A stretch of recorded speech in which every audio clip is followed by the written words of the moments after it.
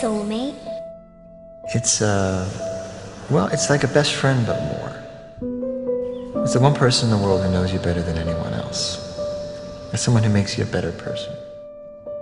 Actually, they don't make you a better person, you do that yourself. Because they inspire you. The soulmate is someone who you carry with you forever. It's the one person who knew you and accepted you and believed in you before anyone else did, or when no one else would. And no matter what happens, you'll always love them. Nothing can ever change that.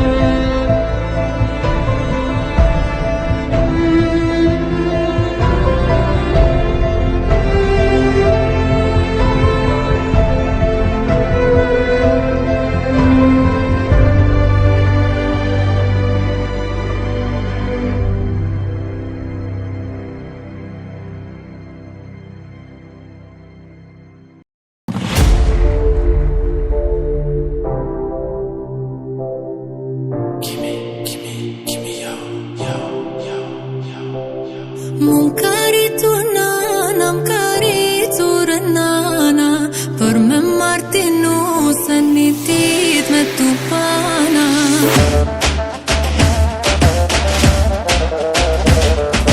Për me martinu se një tit me tupana